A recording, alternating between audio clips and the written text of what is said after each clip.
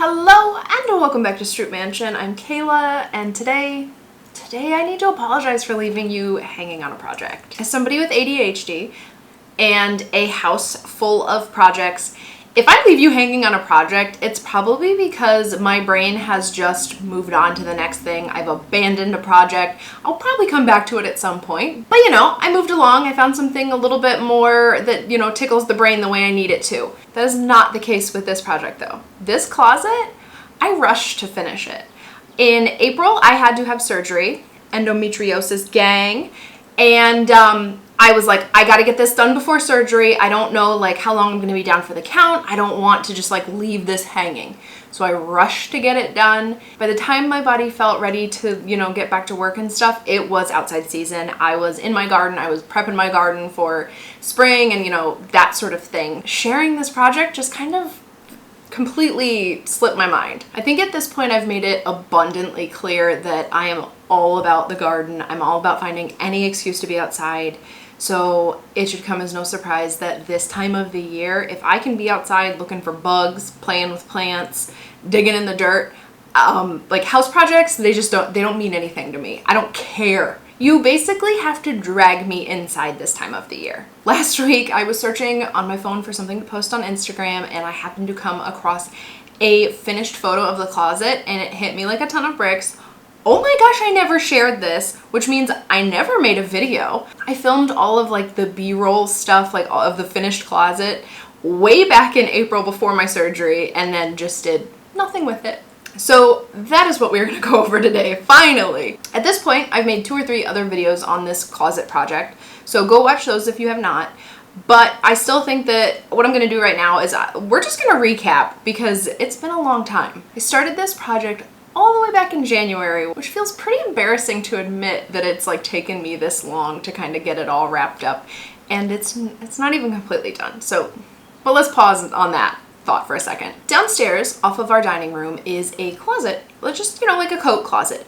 But the cool thing about it is that it actually has 2 entrances. You can enter from our dining room or from my husband's office, and it's, just a long closet under the stairs. The closet was in really rough shape though. The plaster was falling down, so it just rained dust on your coats. It was dirty, and I'm talking the kind of dirty that no matter how much you clean it, it's just always gonna be icky.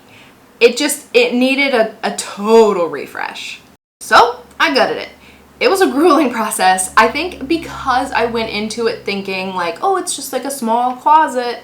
I underestimated the size. It's quite long. The ceiling is high where it's not under the stairs. It's a pretty big closet. Yeah, that whipped my butt. I got a black eye. I ripped my favorite pair of pants. It was a process. It was a lot of work getting it down to bare bones, but it needed to be done. After I got that all cleaned out, my dad and I insulated the exterior wall, which should help big time with keeping our coats warm. I mean, that sounds weird, but the coats in there were so stinking cold because that is an exterior wall and it's just brick. The outside of my house is right there. So yeah, that is insulated now. And then we drywalled it, which was also fun because half of the room is curved with the curved stairs. So it was a challenge. Because there is no sense in doing a project like this without adding some little fun twist, I decided that I wanted to break the room up into 2 rooms. So like I said, it has 2 entrances to the closet.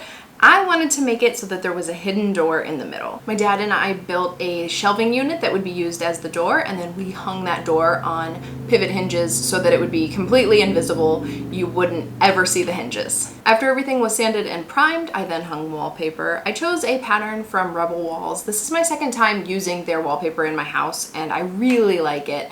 They have fun patterns and the quality is really nice. Looking back at this footage, my first thought was oh, I can't wait to hang wallpaper again. And then I saw this clip. And I have 2 pieces hung and I'm recording. No, just kidding. I have 1.5 pieces hung and I'm recording this to tell you to not let me do wallpaper anymore because I hate it. It's not fun. Wallpaper's like that. It's awfulish when you're doing it, but then as soon as you're done, you kind of forget how much fun you weren't having. But I'm glad I did it, and I obviously can't wait to do wallpaper again. So here's what the room looked like when you last saw it, when I left you hanging. I just finished up the wallpaper and painted a lot of the trim that was in the room. My dad and I still had lots of trim to make at this point though. Trim for the floor, trim for the coat hook rail, and of course trim is how we would be disguising the hidden door. Well, I'd like to take a minute here to pat myself on the back because we made all of this trim. Obviously, it's like a huge money saver. I can't even imagine how much money it would cost if we were buying all of this trim, all of this different trim. But also just, it's so special to have something like this that like my dad and I made together. I will talk about it 1,000 more times over the course of making house videos, but being able to work on this house with my dad is so special and so much fun, even if we fight like cats and dogs sometimes. We definitely disagreed on this project a lot and got quite feisty, but it's the best, it really is. Anyway, all of that needed sanded, primed, sanded again, painted 1,000 coats because of course I have to pick like the worst color for coat coverage. After that all dried, it was installation time, the final stretch. As you may recall, I opted to go without a coat rod in this room. The one that was in there was junk and it just felt like the perfect opportunity to do something different. Because I want this room to be something that you can go in and walk through, I felt like a coat rod just kind of like took up too much space. I wanted to leave it open. So I made a nice fat piece of trim and lined that with hooks for our coats. I measured everything out before screwing so that the screws holding the trim to the wall would be covered by the hooks.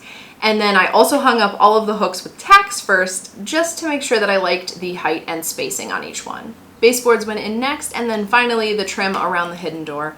If I'm being honest, I don't have a ton of footage of this because I did not trust the process. In my last video about this room, I kind of went over the fact that like, this was all very experimental. We were figuring it out as we went, and it was frustrating, and there was like one night where I even had nightmares about like how it looked before we were finished. I was like, it's just not gonna work, and I was convinced that like we were gonna have to flip the door. It was a whole thing. It ended up working out, but I just didn't film very much of the installation. My dad and I had done a dry fit on like half of the trim just to like make sure that our idea worked, but I wasn't convinced it was gonna work until I had everything cut perfectly and screwed into place. And y'all, it worked out. Here she is, my beautiful coat closet, complete with a hidden door.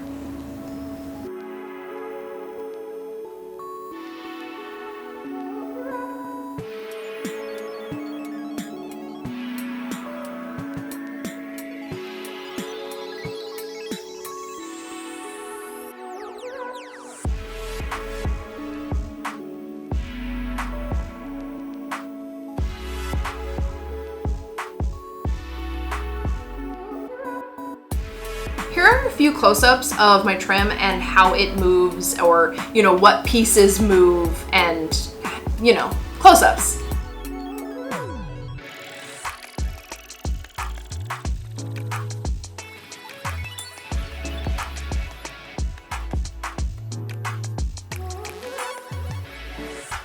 Is it 100% perfect? Of course not. No.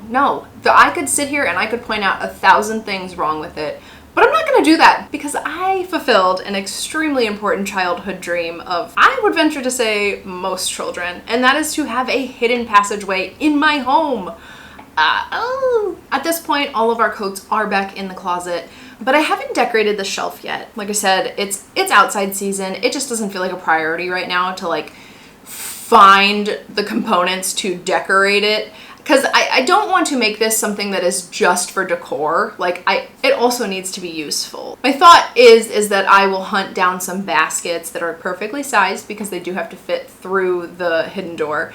And that I was thinking like they'd be filled with gloves and hats and like all sorts of like winter accessory kind of things that kind of otherwise get tossed and lost. I can't tell you how many gloves I own and how I can never find them when I need them. So that's what I'm picturing on that, but that feels like a winter project for when I'm stuck in the house. So the unfinished part of this project is actually the other side of the closet, and that is my husband's side of the closet where it's just for like his backpacking stuff. It's not important to him that it's wallpapered and painted pretty and blah, blah, blah, blah, blah. So at the moment, it's like the drywall work is done, it's sanded, primed, I painted it.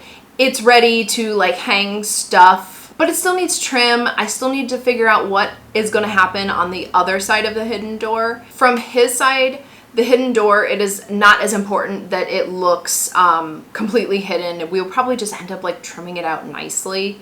But yeah, once again, winter project, fall project, just not a priority right now. I have one final detail in the coat closet side of the room that I want to show off. When I gutted the room, I found some prior water damage from, I probably am going to assume, when the house was abandoned. The wall was damaged, which was not a huge deal. I mean, obviously it's not great, but since the plan was to cover it with drywall, like, any damage that was there was hidden. But the floor also had damage, and I was a little bit bummed about this. And then I realized I could just use it as an opportunity to do something fun. So I got some tools and I dug out all of the rot, which was surprisingly not that much. Just wanted to get rid of anything that was loose and rotten and would continue to disintegrate or be gross. After that was all cleaned out, I created a dam using scrap wood and wood glue. I cut a scrap of wallpaper, added it to the hole, and then covered it with a thin layer of resin. But I was not done yet. You recall, I found mouse bones in the wall. And as luck would have it, 2 mouse skulls fit perfectly in the hole. I filled the hole with like 3 or 4 resin pours. I did it in layers so that way I could like get the mice skulls exactly how I wanted them and like pin them in there, and then, you know, just did layers. I did have a problem with like getting it full because there just kept being ways for the resin to escape. So I just kept having to like patch little areas where resin was escaping.